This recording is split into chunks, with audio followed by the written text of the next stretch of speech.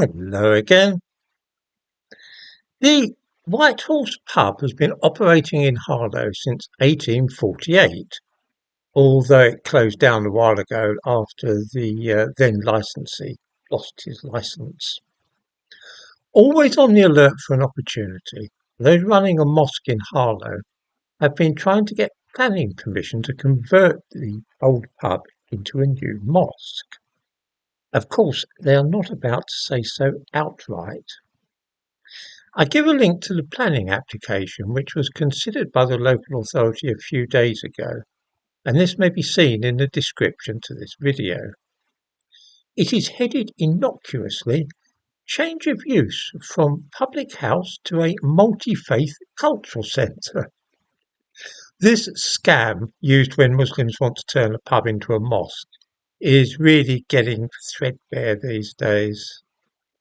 The body of the application talks of a change of use of a vacant public house to a community meeting place for religious use. For those who don't know the code, multi-faith means Muslim. If you see a multi-faith prayer room, then it is really a small mosque. Nothing more, nothing less. One sees such places at airports, railway stations and colleges, and they are always geared exclusively around the needs of Muslims. For instance, there will typically be prayer mats, a sign indicating the direction of Mecca, and a rack for people's shoes, which must of course be removed before entering. At the New City College Redbridge campus in Goodmayes, East London, there are two multi-faith prayer rooms, one for men and one for women. They are mosques. Still in the Ilford area, there used to be a pub called the Red Cow in Leigh Street.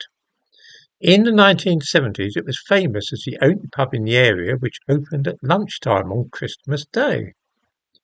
When it closed down, a group of Muslims applied for planning permission for a community centre. This was to be open to those of any faith or ethnicity, and they would cater for children, the disabled, old people, and all other sections of the community. Once they'd got their feet under the table there, 2 years later in 2018, once everything was secure, they simply turned it into a mosque, and now only Muslims are allowed through the door. I could cite other instances where this has happened, but it's enough to know that for some reason former public houses seem to be very attractive to Muslims looking for somewhere to set up a new mosque.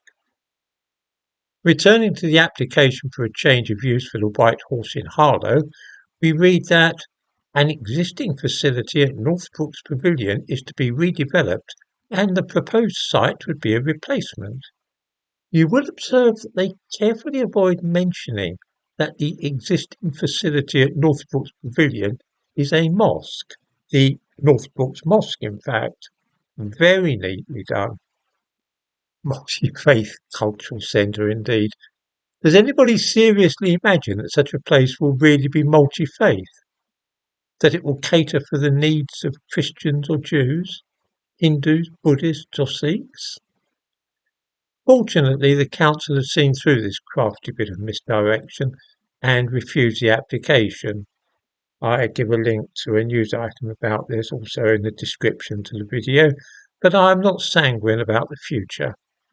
I strongly suspect that the application will be tinkered with and jiggled around and further disguised and then resubmitted under a different name, other than that of Mr. Mumin Ali, who made this particular application. Mumin Ali, by the way, runs the Northbrooks Mosque. I know of no other religion which behaves in such devious and cunning ways to achieve its ends. It is something one sees only with Muslims and mosques, although why this might be I am wholly unable to say.